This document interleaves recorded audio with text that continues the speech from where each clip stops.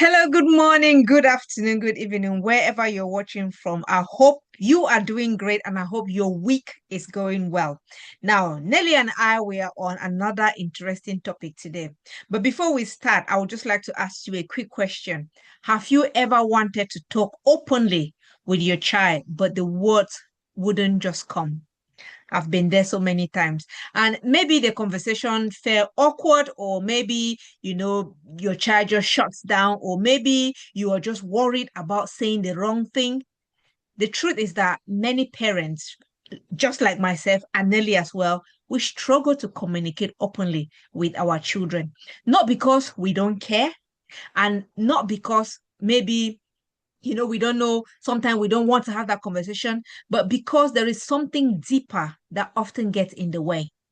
And today we are going to be talking about that thing. What is it that stops us from having an open conversation with our children? Nelly and I, we're going to be discussing that today in this show. And for anybody who doesn't know me, my name is Peggy Barre. I am a domestic abuse practitioner and founder of Arise and Thrive Academy. And I'll pass it to Nelly to introduce herself. Hello, everyone. Welcome to another session. It's always an excitement to come on these sessions because we have this conversation and some of our things come out, Mm. and we don't prepare like the answers. We just talk from our hearts because we are here to learn, to share our experiences, and if you join us for us to learn from yourself. So Mhm. I am Nelly Kwasini, a social worker, transformational life coach, and founding director of Hand in Hand Community CIC. Thank you, Nelly, for that. So, right, grab your seat. We're gonna roll because, like Nelly said, we speak from the heart. We don't prepare. And please, if you're watching along and you have any question, pop it in the chat below. Pop your comment. We want to hear your comment because we're learning from you as well. Now, before we start the conversation, let's start with some truth. The I truth is think, that open communication doesn't Peggy, happen. Yeah. just before you start, I want to indicate that this session has been pre-recorded because of Yeah. emergency. We couldn't do it on the day, and we don't want to miss because we want Yes. to maintain consistency. So that is why we have recorded this session. And if you want to type any comment or if you have any question, just put that in the comments, and Peggy and myself will read that and reply to your message. So I just wanted to say that. Thank you. Thank you, Nelly, for saying that. I forgot. I thought we were live. Yeah. So like I was saying, for us to roll with the conversation, I think we can start with some truth. And the truth is that open communication does not happen automatically, right? It is something that is built intentionally as parents. It has to build intentionally. And Nelly and I, we're going to be explore why is this? Why is it that, we have to build it? Why does it not happen automatically? We're going to be talking about that. And many of us, sometimes we're never taught how to communicate openly ourselves. And that is why. And even if we were taught how to communicate openly, we were not taught honest communication. Who are you, or who I remember when I was growing up, who are you to stand, before your parents and say something, without you getting a big hit on the back of your head, so that is why we as parents, we are coming from somewhere that had a barrier. We're coming from our own journey, and hopefully Nelly and I, we're going to explore that today because we need to understand why is it that we cannot communicate openly, what is stopping us, and then we find a way forward. Because you know what, these days, gone are those days, we have to have that communication, open conversation with our children, otherwise we're going to be missing a lot. Yeah. So Nelly. And just to add to that, Mhm. parent-child communication is one of the strongest foundation for emotional well-being, confidence, and healthy relationship. But then we have seen parents out there who struggle to have communication with their children. Parent-child relationship has broken down completely. Some parents talk very rude to their children, saying that it's my child, I can speak to them whatever way. On the other hand, we have seen some children who speak to their parents really, really rude. There's no Mm-hmm. respect. It doesn't just happen automatically, like Peggy said, it starts from somewhere. And Mm-hmm. today we are going to start unpicking those things. So if you find yourself, or if you are in a situation where you struggle to have that open and honest conversation with your Mm-hmm. child and your relationship is breaking down, know that you can start from whichever point you find yourself. And we'll be talking about that today. Yeah, definitely. And I think it would just be a good point for us to just dive straight into our first point, which is sorry, I've missed it. Nelly, can you read it at your end if I've missed it? My I know thing it's the just went. barriers to parent-child communication. Yes, the barriers to parent-child communication. I think yeah, you can crack on that, and then we can share some pointers that we've got. Yeah, so the barriers, I mean, there are lots of barriers that come in the way of parent-child communication. We have a few pointers that we will explore. And the first on my list is fear of being judged or punished. So parents have so much experience. When Mm-hmm. speaking with their children, there is like that missed window where the parent assumes that because they had that experience, the child needs to just agree with what Mm-hmm. parent has said. But then on the child's side, the child hasn't got that experience. They do not understand why the parent is speaking the way they are speaking. But then the clash comes in because the parent doesn't know, because we've not been taught to really Mm-hmm. explain things in a way that a child will understand. And then the child on their part will be thinking, but I'm asking this question and you are not explaining it. So it's like a tit for tat. The child wants to know why. The parent said, I have just told you, but the child doesn't understand. So it's like the parent don't want to say it. The child wants the parent to say it. And it starts somewhere whereby the child notices that if they ask for explanation, their parents do not give that explanation. Their parents judge them for being rude, being disrespectful, and things like that. Some children even get punished because they ask a question to the parent. So that's how it starts. And slowly, surely, and Mm-hmm. steadily, the child learns that, you know what, I will not ask questions. And then bit by bit, the child starts shutting down. And it can even get to the extent where the child will not even want to ask for anything because they don't want to be punished or to be judged or to be called names and things like that. So then it gets to Mm-hmm. where they just shut down. And if they want to talk to the parents because they have gathered that feeling for such a long time. When it wants to Mm-hmm. come out, it will be violent. It will be aggressive because they will Yeah. start swearing. They will say things that they did not intentionally want to say it, but because they have been bottling that feeling or that emotion up for such a long time, it explodes like a pop. That is so true, Nelly. And the thing is, we have to, as parents, these are some of the things that we create unconsciously, and then we then and it's a reflection. That barrier is coming from the reflection of our own upbringing, where it talk about many of us were not raised with open communication, just like you've said. We were not, like today when you want to have a cordial conversation, like I know the conversation that you have with your children, very friendly, very cordial, very understanding, very honest, and some of it would have been because of your own you've kind of unlearned some certain beliefs, or kind of learn different strategies of how to connect with your children, which this is why we're talking about this, because many parents do not know, or maybe they are aware but they're not taking it seriously. And it is not our fault to say that we cannot communicate openly with our children. It's not our fault. We were, maybe some parents, were or we were raised without open conversation or open communication.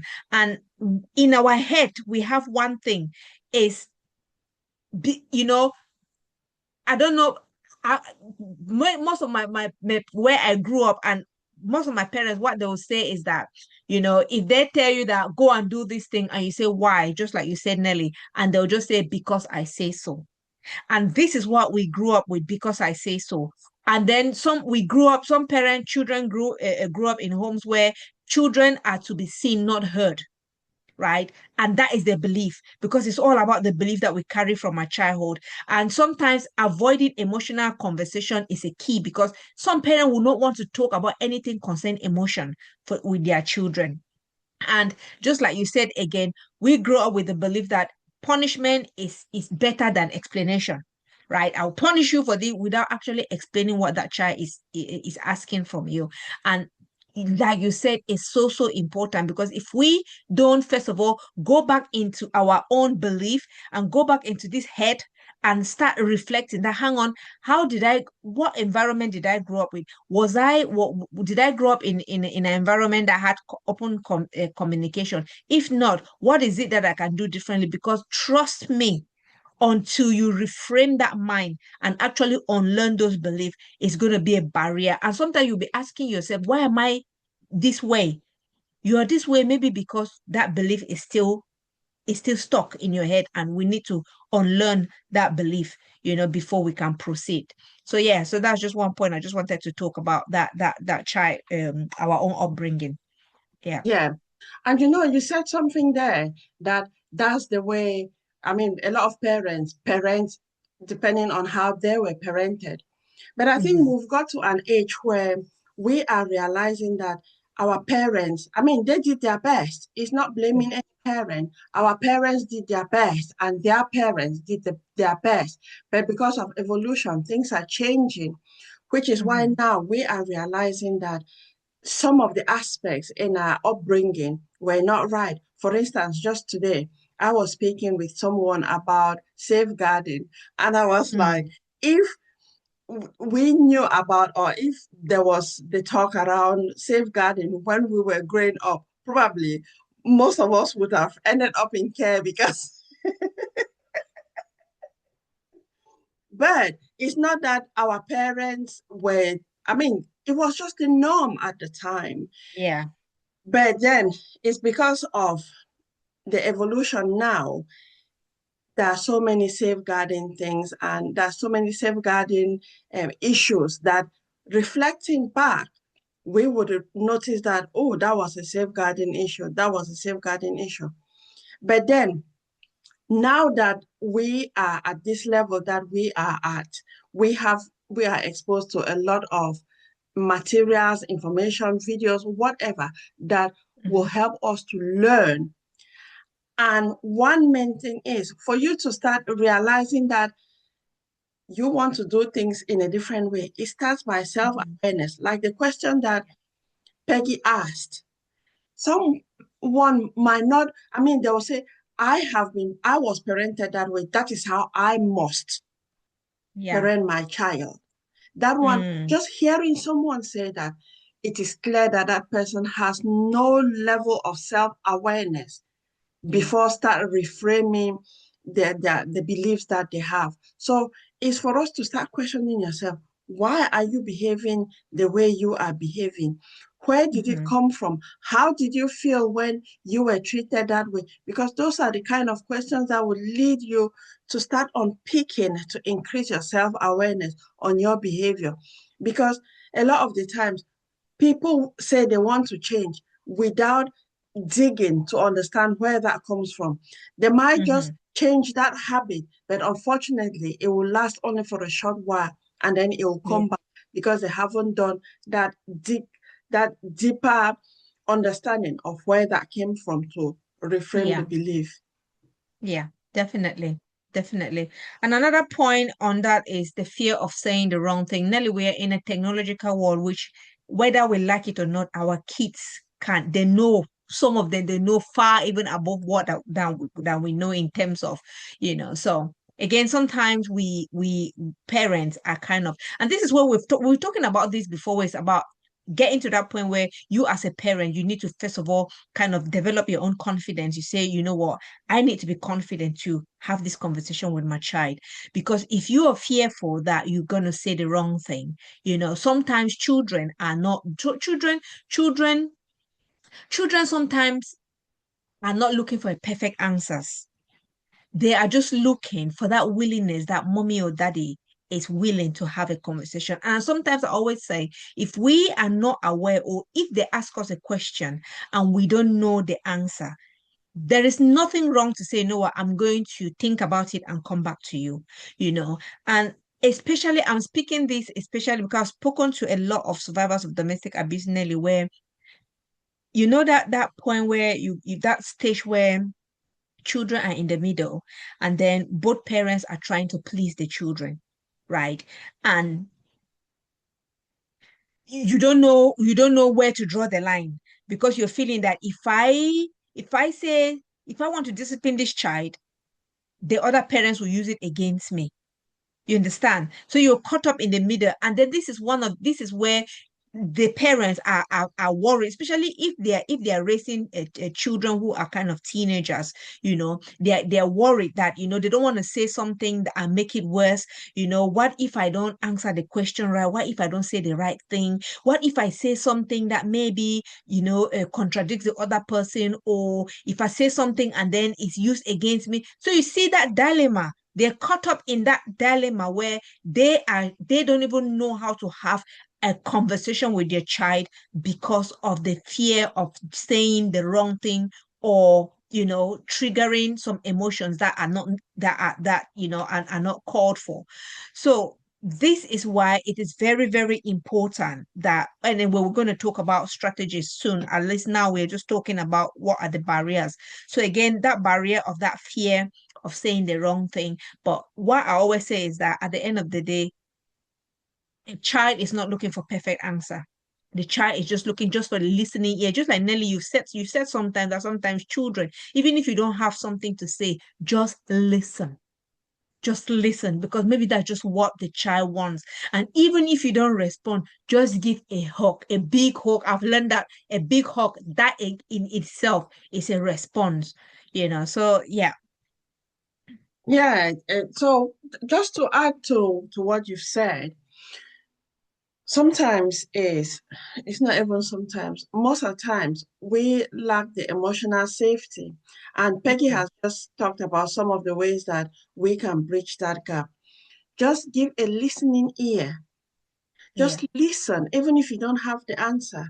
Acknowledge to your child that you don't know it. Because children, this is something that I have learned and is working for me.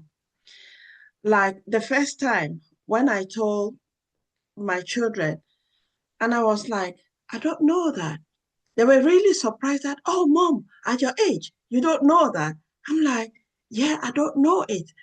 And then on their part, they were really surprised that I don't know it at my age because, Yeah. like, they feel that as a mother, which I had that same belief when I was growing up, that my mother knew everything, or Mm-hmm. my parents, because they were older, they knew everything. And Mm-hmm. because now, if I don't know something, I admit it to my children. I say, you know what? I don't know it. Yeah. And then to them, it's like a point that they have taken that, oh, it's a pride for them to teach me something. And this is something I also realized with my mom when she was still alive. Because Mm-hmm. when I got into mental health, I was so excited about it. And then sometime back when I traveled to Cameroon, I was just telling my mom because we've always been talking, but then I wanted to explain to her a bit more about what I do. So because I Mm-hmm. was working in mental health settings, I was telling her about mental health, and she was just sat there looking at me. Even depression, she didn't know about depression. And I was telling her because I was just explaining, oh, depression, anxiety, schizophrenia, Mm-hmm. psychosis. And she was Mm-hmm. just looking at me like that. And then she turned and said, my daughter, where did you learn all this from? And then since then, till my mom passed away, she was my number one supporter. Anything Yeah. that I did, she would tell me, like if I stay for a week and I don't do a video, she will send me a message. Have you not done a video? So Mm-hmm. she was always there. And then to me, I felt like this is a woman that I thought knew everything. But Yeah. now it is me teaching her. So imagine me as a mother teaching my own mother. What about my children? So that's something that I've just continued. And even not just with my children, Mm-hmm. even if I'm with, say, a younger children who are not mine, and we're talking Mm-hmm. something or doing something, and I don't know, I feel confident to tell them that, oh, you know what, I don't know how to do that. Can you please Yeah. teach me? And they Yeah. always come with a smile because they feel that, oh, yeah, I am the teacher. I can teach now. Yes. And it gives them like that sense of leadership that they know something that an adult doesn't know. So it's for us Mm-hmm. to develop that confidence to acknowledge that we don't know. Yes. Because most of the times, parents want to prove that they know everything. And sometimes they say the wrong thing, and the children, Mm-hmm. people will easily pick up on that. And then they might not respond, but next time they'll avoid coming to you. Yeah, definitely. And another big barrier, which again, to that open conversation we've talked about is triggered emotions. And Nelly and I we've talked about emotions so many times where when you have to have a conversation, because honestly, there's some conversation that sometimes your child you will need to have it with your child, whether we like it or not. They can be uncomfortable. And it has to do with emotions. But before we have those type of conversation, if we ourselves have, and this is where Nelly have talked a lot about that child, is it healing child healing? Inner, When heal the inner child. yeah, heal the inner child. Because again, this is where if for example, if your child brings a topic where you yourself, maybe you were hurt as a child around that particular topic, and you were not healed, or you haven't healed completely from that experience that you had, it's automatically going to be a barrier for you having that conversation with your child, because your brain is going to take you to your own time when you had that conversation, and you will not feel comfortable, and you may not even have the right words, and this is where your emotions may take over, and you will confuse your child, because your child may be confused, like, you know what, I've just asked you a question, and it may come out as maybe you're crying, or angry or something, but that is not what that child was asking for. That child just asked for a conversation around that thing. Now it's up to you now to heal yourself. And if you this is the thing that I always encourage, that we all know what we've been through as children, and it's very important for us to raise emotionally resilient children. We need to make sure we heal around that thing, so that when our child asks us question around that area, we know that we're confident, comfortable enough to give an assertive answer, and a non-judgmental response, and a response that that child will feel heard, and not feel like, you know what, maybe they upset you by asking that question, which might shut them from opening next time. Yeah, so I think Yeah. that's just one I And just wanted to to add. add to that, because sometimes if we've not healed and we react the way Peggy has just mentioned, the Mm, because the parent will be coming from a place of defense. Imagine mm, you want to defend yourself to your child who is just asking for a question. First, it will be a shock to the child yeah, because you will not respond the way you would normally respond. yeah, And since it will be a shock to the child, they might either avoid asking you questions or around that topic. And since they have the curious mind, they might distract themselves or go somewhere else to ask for that explanation. So it's for parents to start taking that responsibility. I mean, things have happened to us, to yeah, people in the yeah, past, but because of our belief systems, we relive those experiences. But then is how do you detach from the past? You Yeah. can never deal with the past because it's already gone.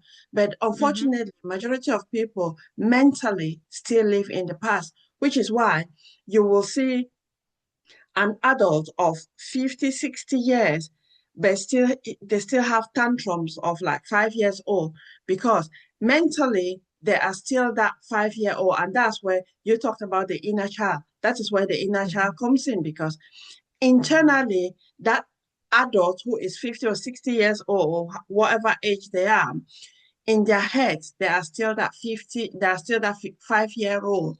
So Mm-hmm. imagine if an adult mentally is 5 year old and they are dealing with a teenager. So then that's where role reversal comes in because Yeah. the child will then be taking the role of a parent to parent the parent. So it's for us to give ourselves the permission to heal from our past. Yeah.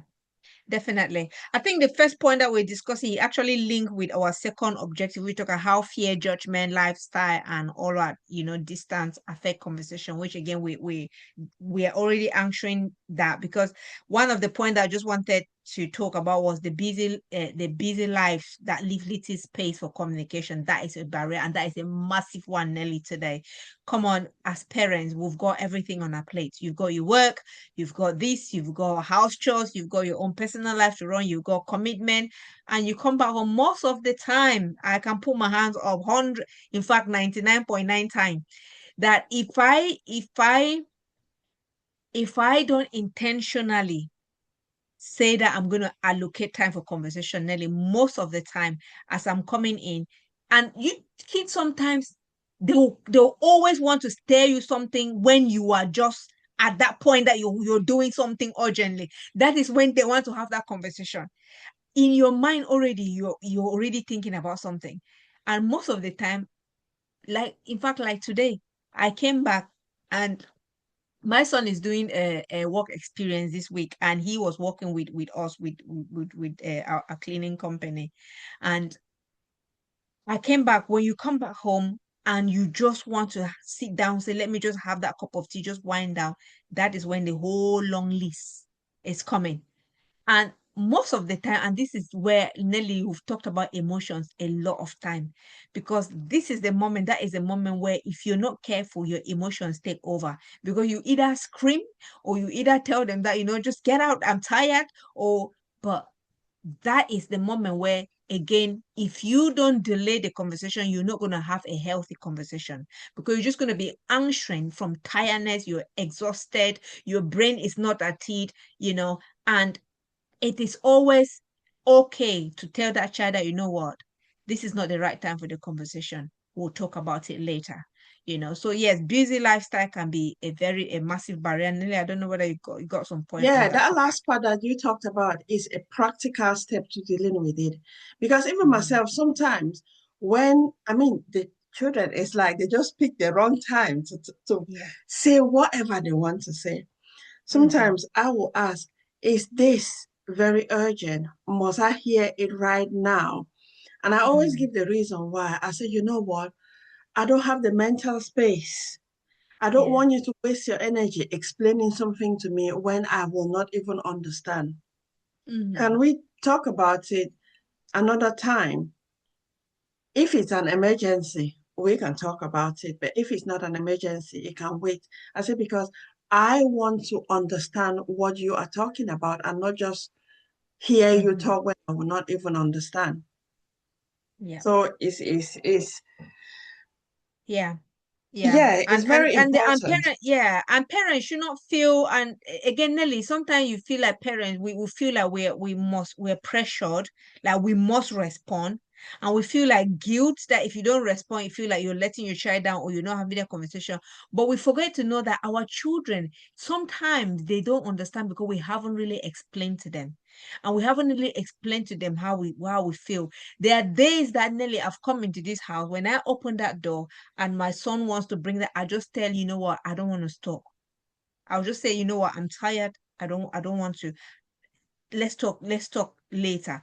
Sometimes it might hurt them. You feel like, you know what, mom just shut me down, but come on, I'm tired, you know. And this is why, again, it's very important sometimes as a parent is to make certain routine or make certain rules that you can tell your children that, look, if I come back from work, no conversation, immediately I come back from work because I just want that space to wind down. I'm tired. You know, if you want us to have something, come later, we can have that thing. But like I nearly said, except it is urgent, except it is urgent. Because if not so, children can actually, they know how to manipulate parent. They know how to deal with parent. And sometimes children will come to ask you something just at that point when you're very, very tired because they know that you're just going to say yes, just to, you know, get them off your face. And then they're going to hold that thing against you later. Because if you find them, for example, if you find them, maybe you've said yes, go take that remote control, play that game, and then you come and find them, they're playing that game. Say, but why did you take the but where did you take the remote, or why did you take it? They're gonna say, but you asked me. When I asked you, you said yes. At that moment, you were not thinking because you just came. So yeah, Yeah. yeah. So Children can be smart. yeah, in that line, what I did, I mean, I started and it was really hard. And I was Mm, like, I wanted to be having my me time. yeah. And till today, I still maintain it. When it's 9:30, all my gadgets are on sleep Mm-hmm. mode. Even my children, they know me. When it's getting to 9 o'clock, I start preparing. I make my cup of tea, I go upstairs because the last thing that I have is a cup of tea. As I have my Yeah. cup of tea, I go to bed. So if my children see me making a cup of tea, they know that that's me going to bed. Yeah. And sometimes when I started, I mean, I've done this for so many years. I think like since 2018 or 2019, and they know. Mm-hmm.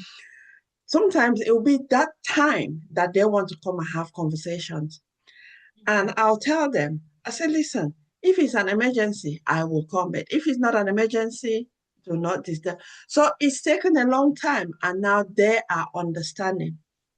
But then Yeah. I want to share an experience that happened to me just last, what day are we on today? I think it was last week, Mm-hmm. either last week or early this week. Now I'm just so mixed up, I can't remember days. Anyway, so it was an experience that I have had with one of my children. I went to their bedroom and I was telling them to do some chores. And she looked at me, that anger. She looked at me. Mm-hmm. She was already no, it was on Saturday, I remember. She was already tidying. And I was like, okay, you are tidying your room. That is what you need to do. But the downstairs, we need to share. Which part are you doing? Are you doing the living room and the bathroom, or are you doing the Mm-hmm. kitchen? And they just look at me angry and said, just go. That's what they said, that just go. I just looked. I didn't say a word and I Mm-hmm. left. Then that day passed. The following morning, they came to me Yeah. and said, oh, mom, just saying as if nothing had happened. I mean, I didn't hold a grudge, but I Yeah. always want to remind. Yes. So they were just asking, just talking, talking, talking, and I was not responding like I would Yeah. respond, with that, like wanting to find out more. Yeah. So they realized that something was not right. So they Yeah. came to me, and I was like, I was hurt yesterday. Yeah. The way you spoke to me, I was really, really hurt. Mm-hmm. And then they said, oh, mom, I'm so sorry. I said, that's fine. I said, but be very careful, be very Yeah. mindful, because it, because we don't get into arguments, because Yeah. my children know that I've put that boundary. If it comes to a stage where it will be a tit for tat, I always walk away for them, to Mm-hmm. give them space to calm down and for me to calm down. So Mm-hmm. then when they said, they were sorry because they realized it. That was it. Because for me, it's always to take them back to realize, Yes. and which goes back to the honest and open conversation because they know it's the same thing. If I say something that they feel hurt, when they Mm-hmm. calm down, they'll come to me and say, Mom, when you said that, I felt really hurt. I didn't like it. And it will Mm-hmm. resolve it there because it's taken us a very, very long time to practice gradually, to the extent that we are at now. And that's why I Yeah. said at the beginning that no matter where you are with your parenting journey, I mean, when we became parents, no child came with a manual. So we are Mm-hmm. just trying to figure things out. So anywhere that you find yourself is to just keep learning, unlearning, relearning. Mm-hmm. Yeah, exactly. That was such a powerful, experience. And that just kind of also takes me to a point where we talk about that sometimes parents fear. So one of the barriers is that sometimes parents feels like they mistake authority over parent, like over parenting, because again, depending on how we've grown, sometimes we feel like if we are communicating or open with our child, talking with our children at level head, like level playing field, they're going to disrespect us. They're not going to respect us as children, but just what like Nelly said, this is where, as a parent, you've got to separate authority from that parenting. Yes, there are times where you have to take that your role as a parent with authority for the children to know that, you know what, you have crossed the line. You have crossed the line, and you have to communicate that with confidence and assertiveness so that the child can also understand your own feeling. Because I feel that sometimes as parents, Nelly, we hide that feelings. We don't want to express that feeling. We don't want to let them know, like we don't want to express our vulnerability. And when I talk about expressing our vulnerability here, I'm very, very cautious, because sometimes when we over express our vulnerability, that is when the children do not respect us, because we feel like we're crying on their shoulder, everything we're falling on their shoulder. Instead of us parenting them, they are kind of parenting us because we've overexposed our vulnerability. But what you did there is that the first thing that you did not respond, which again, that is where that emotional control comes in. Because if you were not emotionally resilient and emotionally mindful, most parents would have flipped at that very moment. And at that very moment, you don't know, when that child said that, you don't know what was in their own mind. And that is where that conflict is going to come in. But you were so mature, you took your role as a parent, assertive and confident parent, and you walked away from that. But you did not let it go. You came back the next day and you kind of set it right to make them know that, hey, at the end of the day, I am the parent here. You are the child here. And what you said was not right. And next time, do not do it again. There, you drew the boundary, and they knew where their position is. That does not stop. Next time they will have that conversation, and next time they will have the conversation in a more respectable way. That has not broken down communication barrier. You've assert yourself, they've explained the self, is resolved. So that is a skill to learn from that, Nelly, which again, like I said, sometimes as parents, we feel like we shrink, and then the child now begins to talk to us rudely. This is where most parents, when I speak with parents in fact, just today, I went to a client's house. They've got a 7-year-old child. They came back from school, and this parent was telling this child that, hey, you go upstairs and have a quick shower. The 7-year-old said, I don't have a quick shower. The parent said, yeah, I know you don't. I'm just saying, go upstairs. And the child turned back, looked at the dad, and said, no, no, no, no. I don't have a quick shower. I go upstairs and have a relaxing shower. So do not rush me. Allow me have the way I'm. It's not as if, yes, maybe the child wanted a relaxing shower, but my problem was the way the child was responding to the parent. And that is a 7-year-old.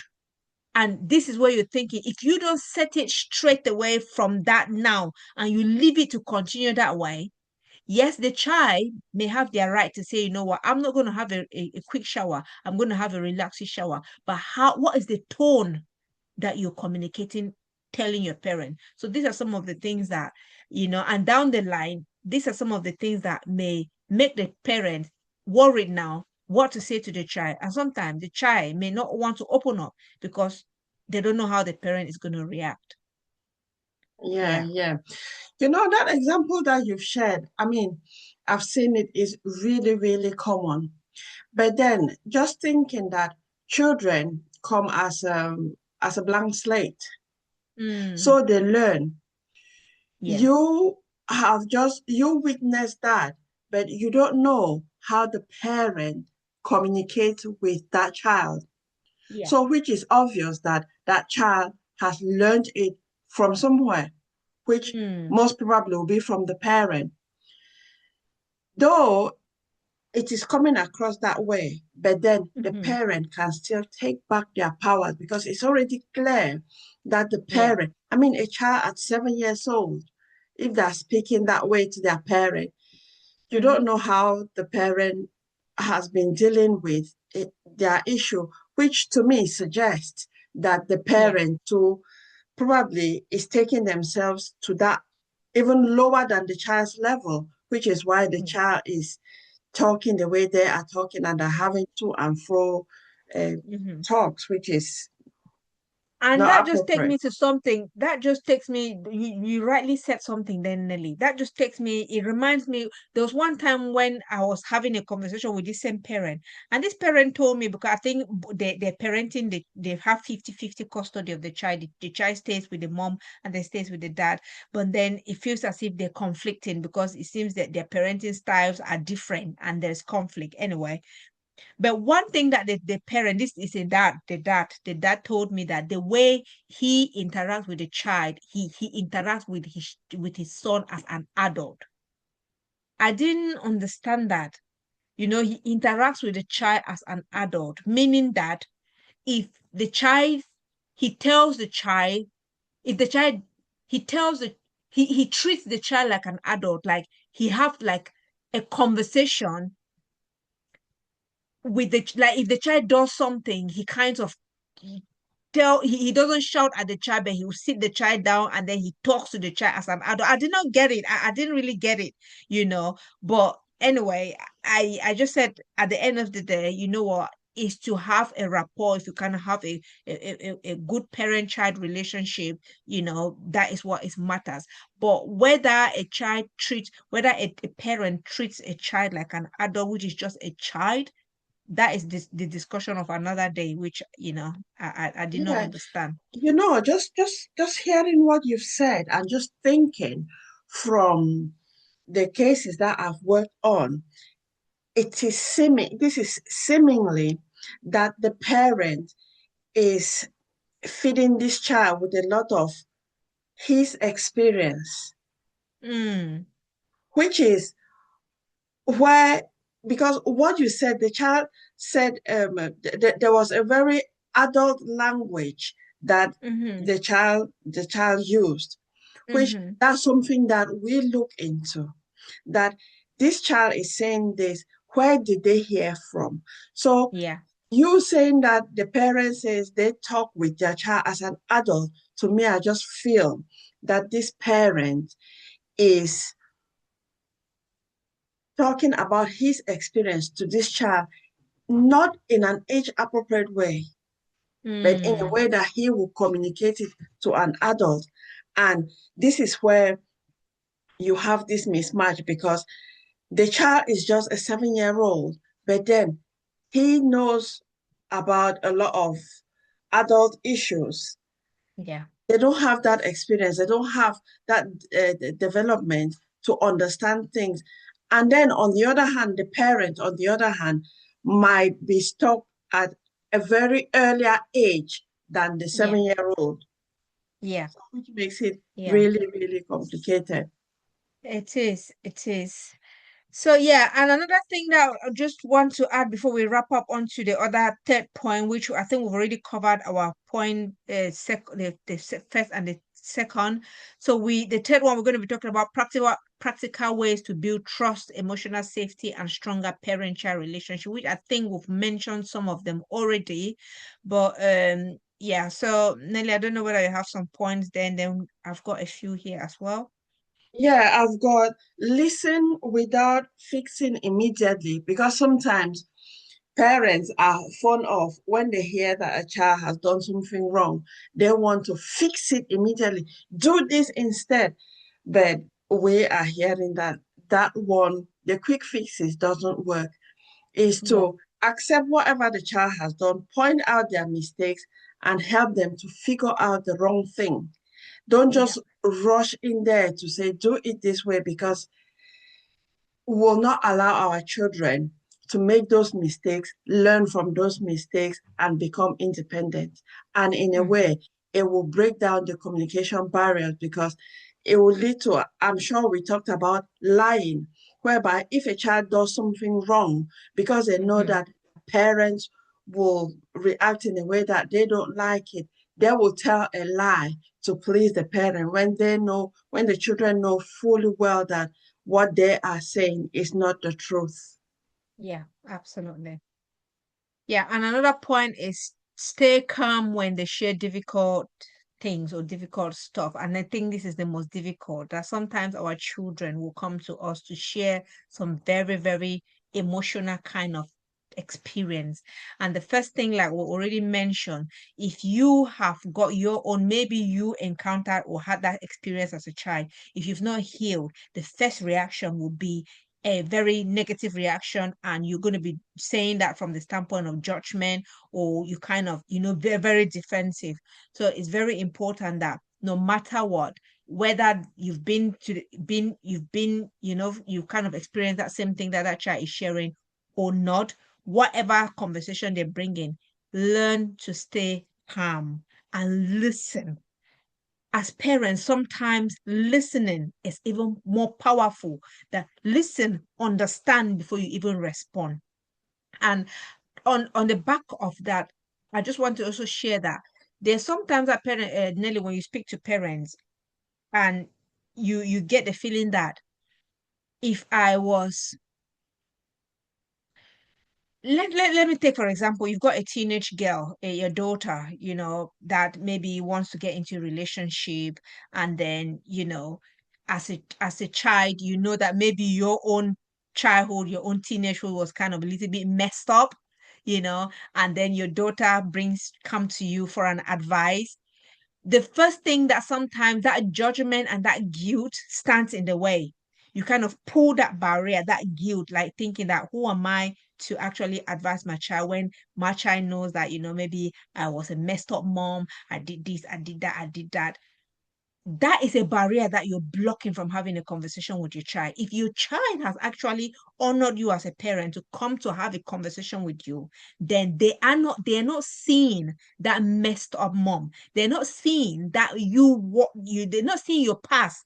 They're not looking at your past. They're looking at your present and now at this moment, you the mom or you the dad that you have in front. You need to just kind of put down that barrier, just kind of take away it, and then have a conversation with your child. In fact, I always say to parents that the fact that you've been there actually gives you more tool in your toolbox to advise that child or kind of give them recommendation so that they should not go in the same direction that maybe you went the same direction you came across. So it is very important that guilt, please, let's take away guilt, take the guilt off, and just have an honest conversation with your child without being penalizing yourself for for of your past.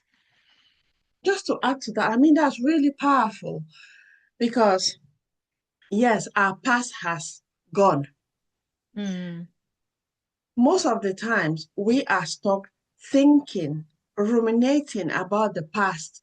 And mm, when we do that, it stops us from moving forward. And let's always remind ourselves that because we went through certain experiences doesn't mean that our children will go through the same experiences. Because in a way, we are projecting our insecurity onto our children and then mhm. preventing them from exploring and becoming independent. Yeah. So we need to be reminding ourselves We have our own different path in life.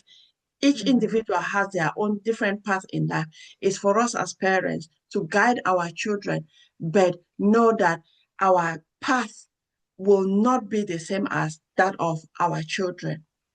Yeah, And very then true. the next point I want to talk about is for us as parents to create regular connection moments. Mm, Because you see, when relationship starts breaking down in a home, you have just some specific things that parent children talk about. For instance, they might talk about food is ready, come and eat. And then it doesn't go beyond that. But then when you start creating those little moments to connect, it might be when you are bypassing, you can do something because like sometimes if we're bypassing and I don't have anything to talk about, sometimes I just pull the child's dress yeah, and then yeah, they'll be like, oh mom, what is it? We'll say something. So it could be yeah. as little as that. But Mm-hmm. then you need to know your child because sometimes you might do that and it'll be a provocation to them to start something. But it's just to take advantage of every moment instead of just keeping it that it'll be a routine thing to probably talk about school, talk about no, just anything. You can make anything a memorable time for you to communicate on anything. And that way it breaks that communication barrier whereby you Mm, can think, oh, I need you anytime you can just say something. But then if it comes to like certain times you need to be putting that barrier as well to say we can talk about this or that later on when you have the mental space to talk about it mm-hmm. and also validate the children's feelings because Yeah. that's something that parents we don't do and especially us from the Afro-Caribbean communities we always say oh but that's it's normal, it's nothing special. So we are just dismissing it. And next time, our children will not want to talk to us about it. And especially Mm-hmm. when we don't have the vocabulary to express how we feel or our emotions, bit by bit, we or our children will avoid talking to us about it. So just validating helps to bring the connection because when you validate someone, there's that feeling that, oh, they really understand what I'm going through just by Mm-hmm. acknowledging or validating their feelings. And it's very powerful. So it's to Yeah. practice that. That is so true, Nelly. And I think one thing again is about being, again, I've talked about vulnerable, not in the sense that you have to kind of be vomiting everything on your child. But vulnerability is where you also, as a parent, need to share with your children how you feel. If you come back from my son always asks, like, he has a question that always, and mom, how was your day? Rather than just to say, oh, my day was okay, go into a little bit of what does okay means, you know. What did you do? What are the challenges that you faced that day? How did you feel? Because sometimes when we have this conversation with our children and telling them a little bit, give them how we feel, exposing a little bit our own, because sometimes we just feel like parents sometimes kind of have that super mama, super daddy attitude, like, we don't get hurt, I can deal with this thing. It's good sometimes, but sometimes be vulnerable. Tell your child that, you know what, today I went out and had a really bad day. This thing happened, that thing happened, that thing happened. But at the end of the day, this is how I dealt with it. In that way, you're also encouraging that child that when they come back, they can also be open with you as well and tell you how their day went in school and all of that. And of course, maybe how they deal with it. How did they deal with it? Because at the end of the day, challenges is going to happen, but it is how do we respond to it that matters. So, which can be an That's re- opportunity for that conversation as well. yeah, that's really true. And sometimes children help parents to figure out or to come up with solutions. For instance, Mm-hmm. just today, I was speaking with my son because they have leavers mass tomorrow in school. Mm-hmm. So I was telling him because he always asks, like, we talk about things and then a day before we have like a Mm-hmm. reminder. So he was asking me, Mom, will you be coming for the leavers mass tomorrow? And I was Mm-hmm. like, yeah, I really want to attend, but I have an appointment. I have an appointment 30 minutes to the time that the mass will start. And I was like, Mm-hmm. if the appointment takes so much time, I don't know how long it will take me to get to school, because when I rang school, they said the spaces for the mass, the hall for the mass is small. So they advised Mm-hmm. me to go early. As of that Mm-hmm. time, I didn't have this appointment. So I just explained it to him, and he was like, "Oh, Mom, then there'll be no point. Don't come then." I said, "I really want to be there because it's your last mass before you leave Mm-hmm. the school. I want to be there." I said, "But don't worry about it. I'll figure it out tomorrow. If it's not possible for me to be there on time, because what will be Mm-hmm. the point for me to be there, then I don't have a space to sit in the hall." I said, "But Yeah. don't worry about it. I'll think about it. If it's possible for me to Mm-hmm. finish my appointment and get to school early, I will do that. But if I don't finish early, then I'll not be able to attend." But already he is the one giving me a solution that Yeah. there'll be no point because I wouldn't be able to meet up with time. And it's because I have had that open conversation to tell them that, I mean, you talked about vulnerability. That is my Yeah. vulnerability, that I have this appointment and the Mm-hmm. window appointment and the mass is too short, that I wouldn't be able to meet up at the same time, since I have to be Mm-hmm. in school early to secure a seat. Yeah, that is so true. That is so true because sometimes we'll be surprised how helpful our children can be, and taking that guilt off. Because if you do not explain that, you'll be feeling guilty that, you know what, oh, I was supposed to attend this leavers last mass, and, I couldn't attend and all of that. But the child will understand, and the child will actually give you the solution. And it's good thing that you explain it to him before time so that he understands that if mommy doesn't show up, it's because of ABCD. Trust me, there's sometimes that parents do not even express. They don't even tell the child you had an appointment or nothing. I used to be like that. In fact, I'm still learning that sometimes I just have my all everything in my head, and then it's last minute that but you notice that when you have this open conversation, your children even understand. They will understand and they will help you along that journey. You know, and one thing that I just wanted to add is, which again, we're 2 minutes over a time, is just to say that again, it comes to a point where you might be looking, thinking that where do I start to start having this conversation? Maybe that barrier has been up for too long, and I'm struggling to have that conversation with my child. Where do I start? Because sometimes you feel like, oh, if I start now, the child's gonna thinking that, like, where is this coming from? And it might be a bit awkward. But we are just saying that and encouraging you that as a parent, it doesn't matter whether that conversation has shut down, it doesn't matter how it's been. We always say there is a time for everything. There is a time for you to start all over again. And that moment to start is now. And all you need to do is just for you to be real with yourself, to say, you know what, you are human, and you know what, you have got your own maybe beliefs that try, like Nelly and I said, first of all, is that igniting consciousness where you say, you know what, identify those beliefs. What are the beliefs that are holding me back? And just have that one honest little conversation with your child, and give that child just that one safe response. If that child asks you a question, you may just start with that one simple, safe, loving, compassionate response that will be an opening to that bigger conversation. And also, just that moment, that one moment where you can listen without judgment. Massive one. Just listen without judgment. It might be hurting. What they may be saying, you may not agree with what they're saying, but just listen without judging.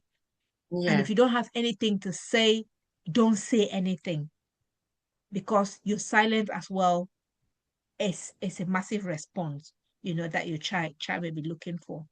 Yeah. yeah, exactly. And then just to think about, okay, you've talked about parents starting, but then Mm-hmm. how will they know? How will parents know that their communication with their Mm-hmm. child is changing, is improving? there are certain signs that you will know. For instance, more spontaneous conversations. For instance, Mm-hmm. you are passing or your child is passing, might just say something in passing. That's a big Yeah. sign because if you compare like previously, Mm-hmm. those kind of conversations never existed. And Yeah. then you might realize that you and your child will be making more eye contact because there's that relationship, that connection that you are building. There will be Mm-hmm. greater openness to talk about how they feel, their experience, what they are going through. So those are just some of the indications that communication between a parent and a child is Mm-hmm. improving, Yeah. and children will openly talk about their mistakes, not that they are being boastful, but knowing that they are in a safe space. Their Mm-hmm. parent is a safe person that they can talk about their mistakes to them, where they will not be judged, rather they will be corrected. Yeah. Yeah, and also they will want to ask for support freely. Absolutely. Absolutely. So yeah, I think we've covered quite a lot. We've covered quite a lot. And I think at the moment, like Nile and I will always say, it's where we are today, it's been a whole journey. We are still, I always say I am learning what there's a word for it. Learn work in progress. Is it work in progress? Yeah, work in progress. Work in progress. We always We we are always all we under construction. Exactly, exactly. So we're always learning, we're learning. And I always say at every parent, we just need to know that this thing, like Nelly always likes put it, it did not come with a manual. It didn't come with a manual. We're learning along the way. And there's some days that we'll make mistake. In fact, we'll mess up big time. But hey, that shouldn't stop you. It shouldn't be a big barrier. Pick up the pieces and keep moving. So yeah, so I hope that you learned something from today. And like Nelly and I always say, if you have anything that you want us to talk about, you can always put it in the comment. And please, if you want to come and join us at the backstage. Let's have a conversation. By all means, do. I will be we're so pleased to have you. Nelly, let me pass it to you, and then you can round up and close. Yeah, so it's been a nice session. I always look forward to these sessions, and it's been great. I mean, like Yeah. we said, parent-child relationship is very, very important, and communication plays a massive role in it. Whether you are that parent who can openly talk with your child, but then remember it needs to be child appropriate, or you are Mm, that parent who struggles to have certain communications with your child, it's okay wherever you find yourself. All that matters is if you notice that your relationship with your child is breaking down because of communication barriers, look mm, the root cause. Is that fear? What is it? Identify that. But then look, as a parent, look from your own perspective, because you might be the one who has put up that barrier and the child is just reflecting what you are doing. It's not yeah. that the child is there to judge you, but it's just for you to, it's a healing process to be Yeah. asking yourself, where did that barrier come from? When was the Yeah. first time I noticed that I had put up that barrier? And then start letting go, be putting down that barrier. You might want to be putting down the barrier bit by bit, not just at once. Be putting it bit Hmm. by bit so you yourself feel safe that you are Yeah. putting down your barriers, and then while working with your child. And when you put down that barrier, you will realize that you are opening up the doors for your child to come closer to you. Communication lines will naturally open up, and that relationship will become stronger and stronger because you'll be able to talk about your feelings, your emotions, your day-to-day things. It doesn't mean that you have to talk all the times, but just that communication will start building up bit by bit. And wherever you are, you'll realize that at some point that relationship will improve between you Mhm. and your child. Absolutely, absolutely. Yeah, so thank you so much for joining us. Thank you so much for listening. We will be seeing you again in 2 weeks' time. You take care. Have a great Bye-bye. day. Thank you. Bye bye. Bye.